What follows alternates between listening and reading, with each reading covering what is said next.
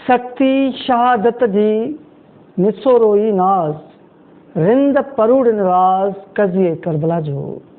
आज़ादाराना इमाम, अज 6 मुहर्रम आहे ऐं हर तरफ़ हर घिटीअ में हर शहर में या हुसैन जा आवाज़ अची रहिया आहिनि। जेकॾहिं असां तारीख़ जा पेरा खणंदा ऐं हलूं करबला कारसाज़ त हिन वक़्तु मुख़्तलिफ़ शहरनि खां अञा बि यज़ीद जा फ़ौजी करबला ॾांहुं रवाना आहिनि ऐं के रस्ते में आहिनि। हिन वक़्तु कादसिया खां 4000 जो लश्कर रबई असबईअ जे नाले सां जेको उन जी अॻुवाणी करे थो उहो पहुचंदो सुभाणे ताईं करबला।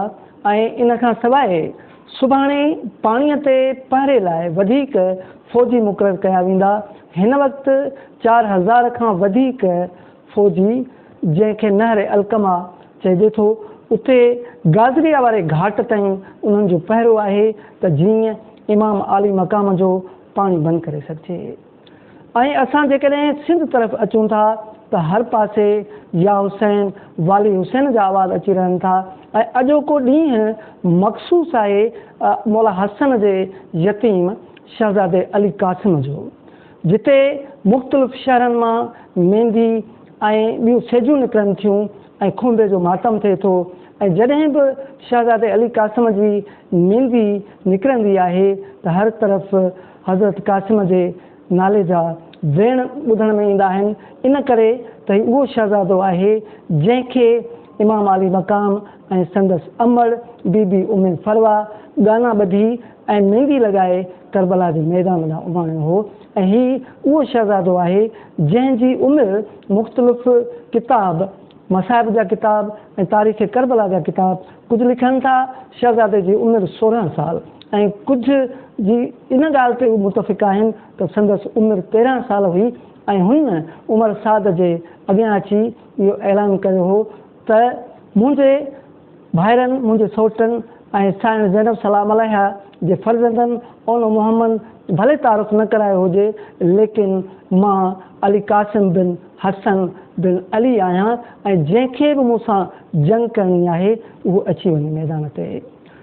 त अज़ीज़ो, असल में अरब जी रवायत मुताबिक़ या क़दीम जंगनि जे तरीक़े मुताबिक़ हिकु माण्हू सां विढ़ंदो हो। इन लाइ अर्ज़क शामीअ जो पुटु जेको पहिरियों पुटु हुयो उहो मैदान ते आयो, लेकिन शहज़ादे अली क़ासिम उनखे बि जनम रसीद कयो। ऐं तारीख़ करबला जा मुख़्तलिफ़ किताब लिखनि था त शहज़ादे अली क़ासिम हथां अर्ज़क शामी जा 4 पुट मारिजी विया आहिनि। ऐं जॾहिं अर्ज़क शामीअ खे उमाणियो वियो त उन वक़्तु ही जंग जो मंज़र हज़रत अब्बास अलमदार करबला जे हिकु चाढ़ीअ ते बीही ऐं ॾिसी रहिया हुआ ऐं दुआ घुरी रहिया हुआ त हीउ मतिलबु वॾो पहलवान आहे, मुंहिंजे शहज़ादे जी उमिरि नंढी आहे। लेकिन तारीख़ जा किताब इहो बि ॿुधाइनि था त जॾहिं शहज़ादे अली क़ासिम जे वेझो अर्ज़क शामी आयो त शहज़ादे चयसि त तूं अरब जो एॾो पहलवान आहीं, लेकिन तुंहिंजे घोड़े जो जेको तंग आहे उहो ॿधल न आहे। जॾहिं अर्ज़क हेठि ॾिठो त अली क़ासिम तेज़ तलवार सां अर्ज़क जो जेको सिर आहे उहो तेज़ तलवार सां धार करे छॾियो। उन वक़्तु उमर साद चयो त हीउ अहिड़ो शहज़ादो आहे जंहिंखे असां ईअं सवलाई सां शहीद नथा करे सघूं। ऐं तारीख़ करबला जा मुसनिफ़ लिखनि था त शहज़ादे अली क़ासिम ते 4000 फ़ौजनि हिकु ई वक़्तु 4 तरफ़नि खां हमिलो कयो आहे। ऐं इहो करबला जो पहिरियों शहीद आहे जेको ज़मीन ते अचण खां पोइ उनजे लाश मथां घोड़ा भॻा। ऐं शहज़ादे अली क़ासिम जी लाश टुकड़नि में विराइजी वई ऐं ख़ाके शफ़ा में गॾिजी वई। अज़ीज़ान मोहतरम, अॼु उहो ई 6 मुहर्रम जो ॾींहुं आहे जेको शहज़ादे अली क़ासिम जे नाले कयो वेंदो आहे। ऐं करबला जे मैदान में हिन वक़्तु फ़ौजूं गॾु थी रहियूं आहिनि। ऐं अलामा जाड़े साहब जो चवणु आहे त 6 मुहर्रम ताईं करबला में 75,000 फ़ौजी गॾु थी चुका हुआ। लेकिन सफ़ीन जी जंग सबबि जेको ख़ौफ़कारी हो इब्न ज़ियाद ते जेको कूफे जो गवर्नर हो उनखे इहो ख़तरो हो त जेकॾहिं अञा बि घटि फ़ौजी हूंदा त हज़रत अब्बास अलमदार जे साम्हूं बीही न सघंदा। इन जे करे 9 मुहर्रम ताईं मुख़्तलिफ़ किताब लिखनि था, के लिखनि था त 9 लख, के लिखनि था 5 लख। मुख़्तलिफ़ हवालनि सां फ़ौजूं करबला ईंदियूं रहनि थियूं ऐं हीउ कारसाज़ गरम थींदो रहे थो।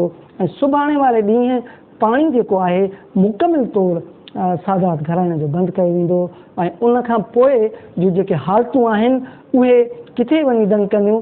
लेकिन करबला जे शहीदनि इस्लाम ख़ातिर पंहिंजी जान जो नज़रानो ॾेई अली क़ासिम जहिड़े शहज़ादनि पंहिंजे जान जो नज़रानो ॾेई ऐं घोटु अली क़ासिम पंहिंजूं लाऊं करबला जी सरज़मीन सां लॻियूं ऐं जेके बि ज़वार हींअर करबला वञनि था त शहज़ादे अली क़ासिम जी जेका मज़ार आहे उहा गंज शोधा में आहे।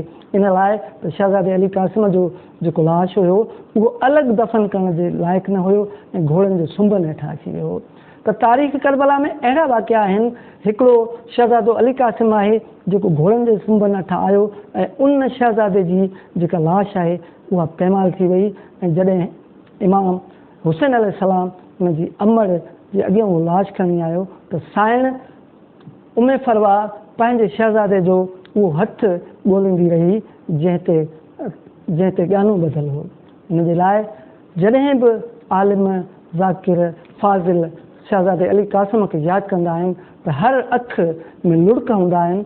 इन लाइ त हीउ करबला जे घोट जो ॾींहुं आहे, शहज़ादे अली क़ासिम जो ॾींहुं आहे ऐं असां ईंदड़ कालमनि में करबला में सुभाणे पाणीअ जे बंदि थियण बाबति ऐं उन खां पोइ जे हालात बाबति अव्हांखे ज़रूरु आगाह कंदासीं।